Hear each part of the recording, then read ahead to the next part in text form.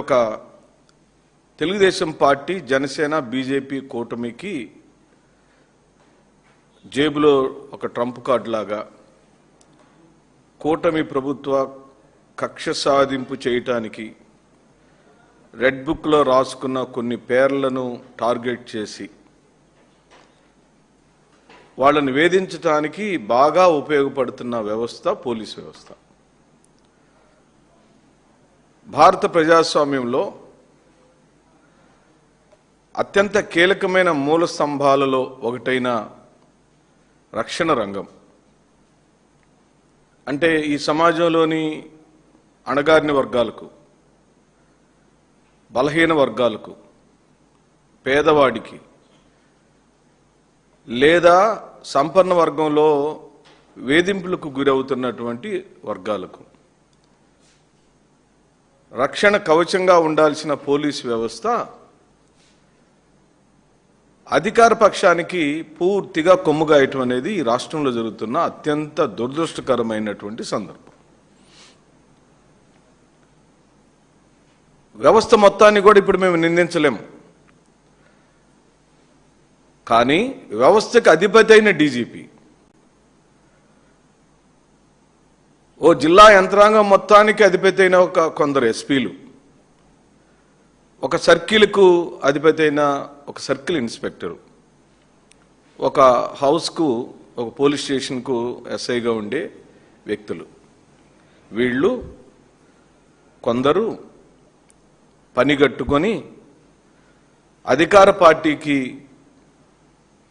కొమ్ముగాస్తూ police జులాన్ని ప్రదర్శిస్తున్నారు.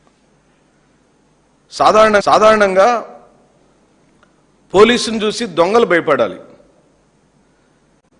పోలీసులను చూసి అక్రమాలు చేసేవాడు భయపడాలి, పోలీసులను చూస్తే హత్యలు చేసేవాడు భయపడాలి, పోలీసులను చూస్తే అక్రమాలకు అన్యాయాలకు ఎవడైతే పాల్పడుతుంటాడో వాడు పరారైపోతుండాలి. కానీ ఈ రాష్ట్రంలో దురదృష్టకరం, అతి సామాన్యుడు జగన్మోహన్ రెడ్డి గారి వీరాభిమాని, జగన్మోహన్ రెడ్డి గారి కోసం ఏమైనా చేయటానికి తెగించినటువంటి కార్యకర్తలను టార్గెట్ చేసి భయభ్రాంతులకు గురి చేసి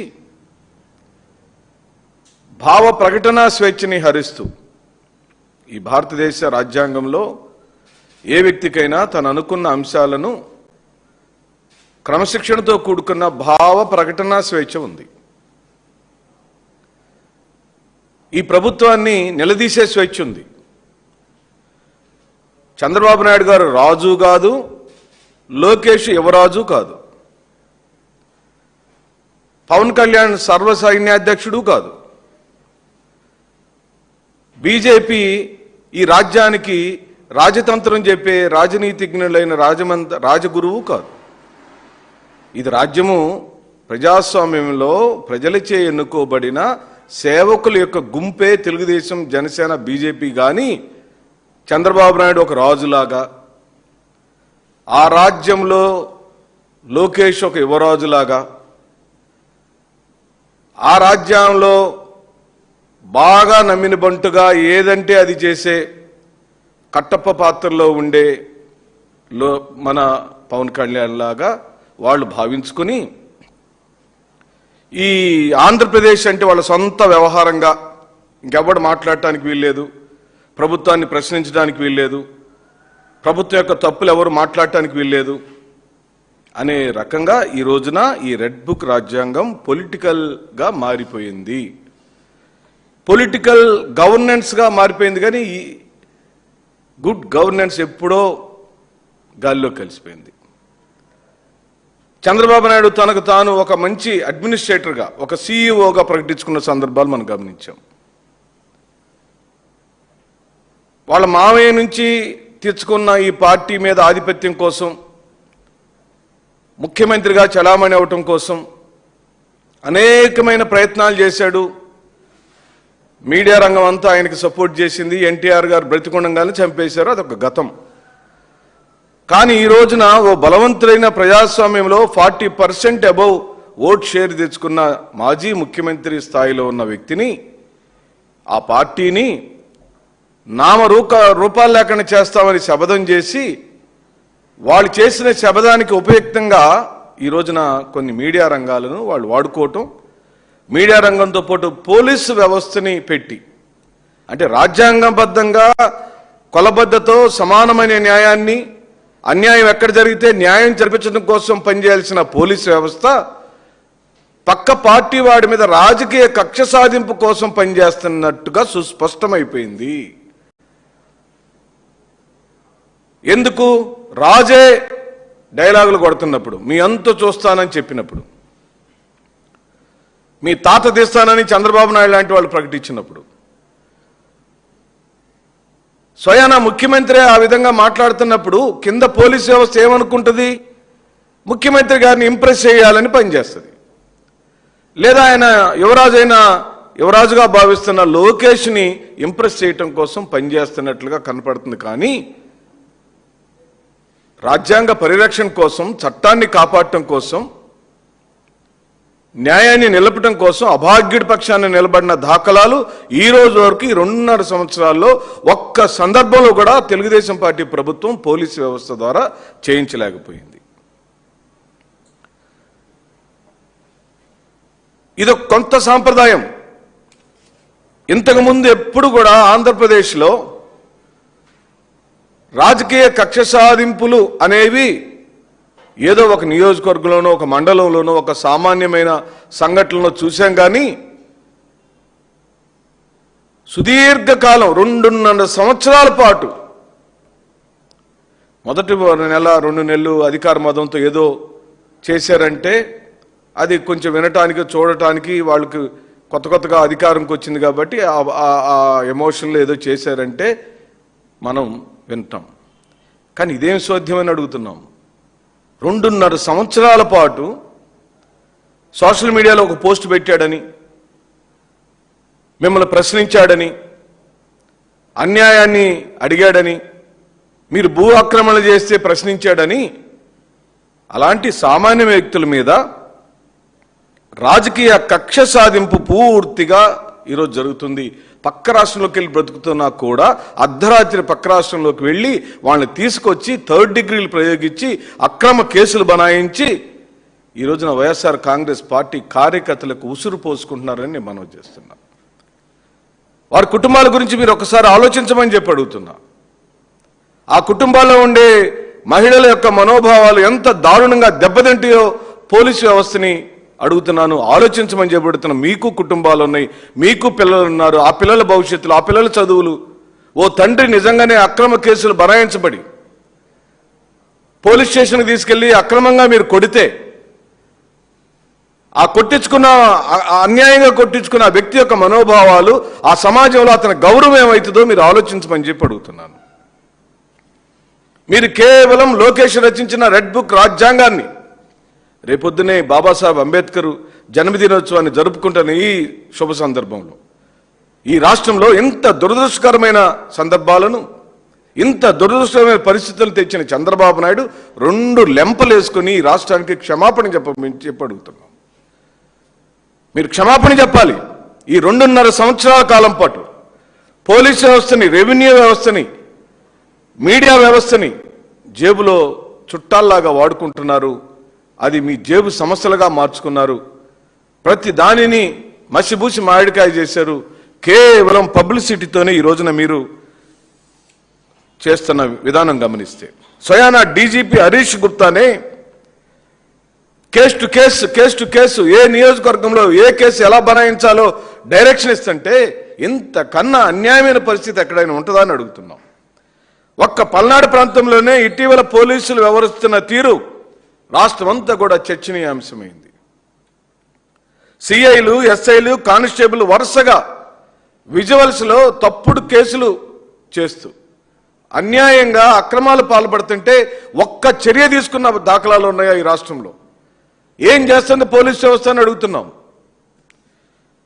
బాపట్ల, పల్నాడులో ఇటీవలగా వరుసగా జరిగిన 3 ఇన్సిడెంట్లు మీరు గమనిస్తే ఇది పరాకాష్ఠకు జరిగిన సందర్భంగా అనేకమైన కుంపాలుగా ఉన్నాయి.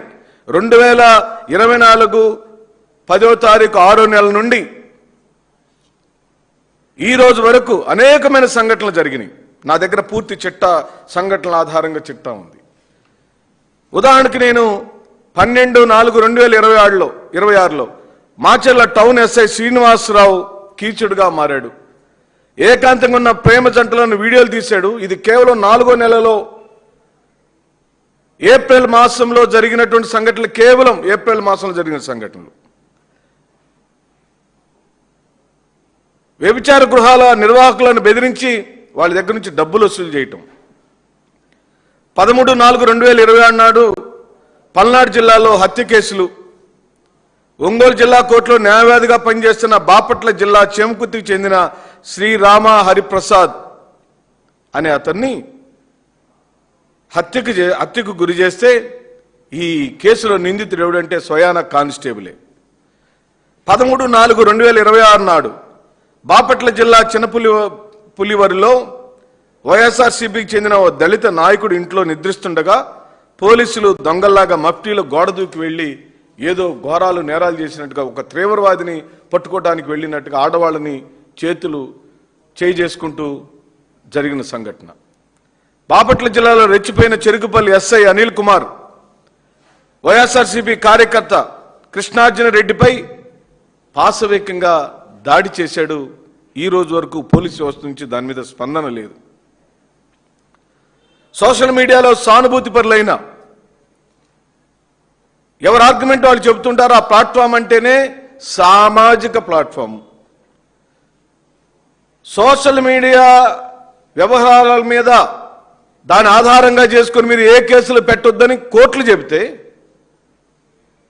దాని మీద ఎట్టి పరిస్థితుల్లో రాజకీయ చర్యలు ఉండకూడదని కోర్టులు చెబితే, కోర్టు చెప్పిన ఏ ఒక్క అంశాన్ని పరిగణలోకి తీసుకుని ఈ దుష్ట ప్రభుత్వం జులుమును ప్రదర్శిస్తుంది, అక్రమ కేసులు పెడుతుంది, చిత్రవదలు చేస్తున్నారు, లైంగిక వేధింపులు చేస్తున్నారు. ఇది పోలీసుల దమన నీతికి పరాకాష్ఠగా మారిపోయింది రాష్ట్రం అని చెప్పి నేను అడుగుతూ, ఓ పక్కనేమో అధికార పార్టీకి సంబంధించిన ఎమ్మెల్యేలు,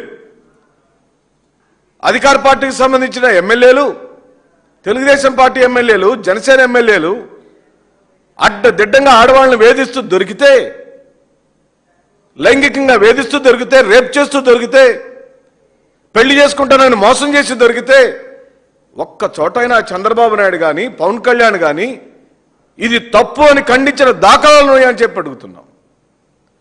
వాళ్ళంటే అధికారంలో ఉన్నారు, తెగబలిసి ఉన్నారు, మదం ఎక్కున్నారు, వాళ్ళు అలా చేస్తున్నారు, మీరేం చేస్తున్నారని పోలీసు వ్యవస్థను అడుగుతున్నాం.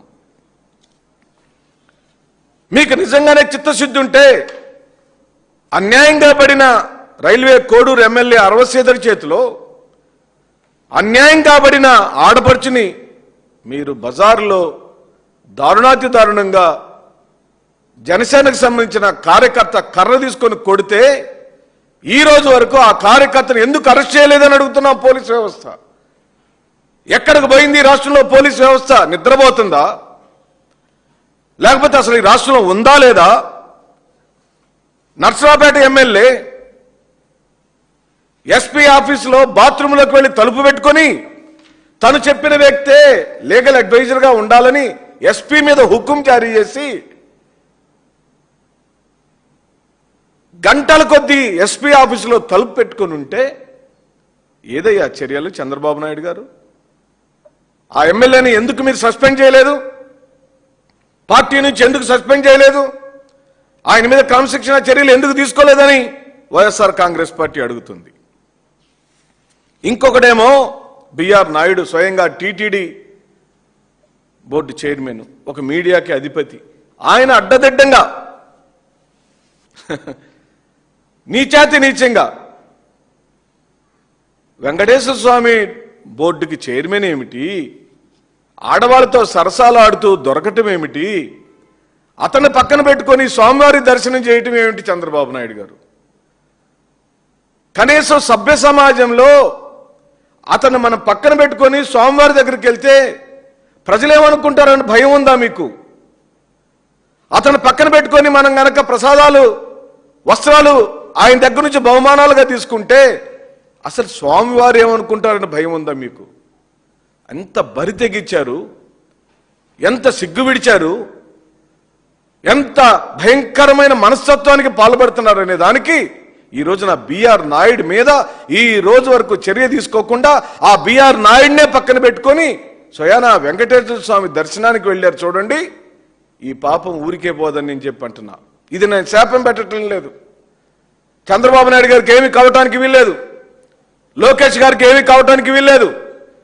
కానీ నాకు గుర్తున్నంత వరకు, నా స్పృహ ఉన్నంత వరకు ఏడుకొండల స్వామితో పెట్టుకున్న వాడు ఎవడైనా సరే ఆయనతో అంతకుముందు మీరు 1000 స్తంభాలకు సంబంధించిన మండపాన్ని, స్వయానా స్వామివారి ప్రాంగణంలో ఉన్న మండపాన్ని మీరు కూల్చేశారు. మీ మీద నక్సలైట్ల దాడి జరిగింది. ఇది నా శాపం కాదు, జరిగిన చరిత్రే. అలాగనే విజయవాడ నడిబొడ్డులో ఉన్న అనేకమైన దేవాలయాల్ని మీరు కూల్చారు. 2019లో ఘోరాతి ఘోరమైన ఓటమిని చవిచూచారు.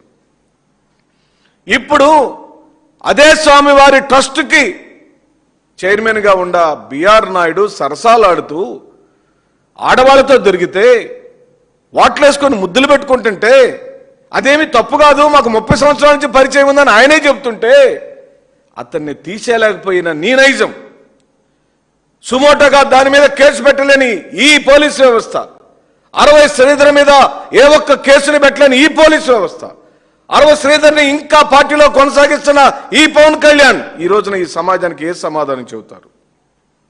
ఇంకో పక్కన కేజీబీవి ప్రిన్సిపల్ ఆముదాల వరుసలో ఆమె పైన ఎమ్మెల్యే కోన రవికుమార్ వేధించాడని ఆమె స్వయంగా వచ్చి ఓ మహిళ, దళిత మహిళ ఫిర్యాదిస్తే ఈ రోజు వరకు అతని మీద ఏమైనా చర్య తీసుకుందా? గుంటూరు తూర్పు ఎమ్మెల్యే నజీర్ అహ్మద్ ఆడవాళ్ళతో సరసాలాడుతూ వీడియోల్లో దొరికితే ఈ రోజు వరకు చర్య తీసుకుందా ఈ ప్రభుత్వం, ఈ పోలీసు వ్యవస్థ? కోనేటి ఆదిమూలం స్వయానా రేప్ చేశాడని ఒక మహిళ ఫిర్యాదు చేస్తే ఆ కోనేటి ఆదిమూలంని మీద ఏమైనా చర్యలు తీసుకుందా ఈ ప్రభుత్వం, ఈ పోలీసు వ్యవస్థ? వీళ్ళంతా ఎమ్మెల్యేలు ఒకరిని చూసి మరొకరు రెడీ అవుతున్నారు. ఇంకా మంత్రి సుధారాణి పిఏ మహిళలను వేధించాడని మా మహిళలు ఫిర్యాదు చేస్తే ఎక్కడైనా చర్య తీసుకున్నారా? ఆమె పైన కేసు పెట్టారా? ఆమెను ఎందుకు మంత్రి పదవిలో కొనసాగిస్తున్నారని మేము ప్రశ్నిస్తున్నాం.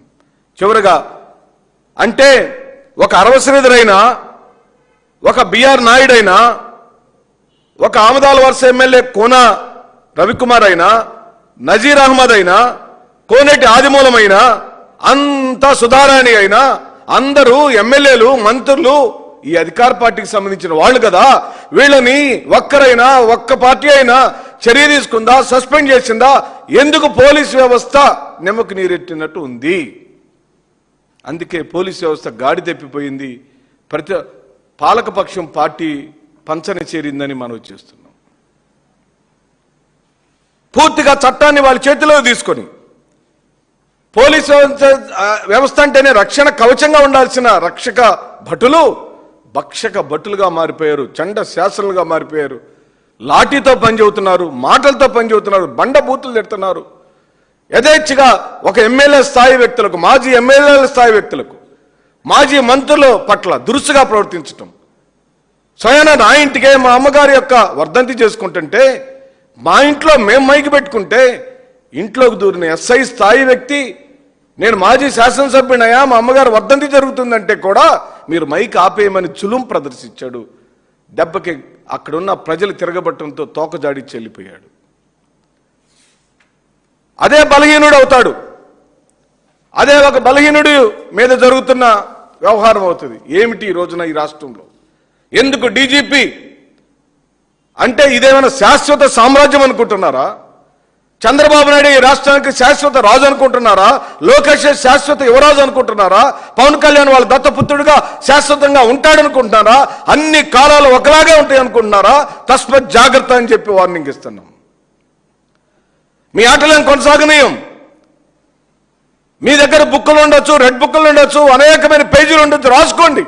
మీ రాతలు రాసుకోవటానికి 1000 పుస్తకాలు, 100 పుస్తకాలు సరిపోవని చెప్పి ఈ సందర్భంగా మనం చేస్తూ, కానీ రేపు రాబోయే జగనన్న పరిపాలనలో సామాన్యుల మీద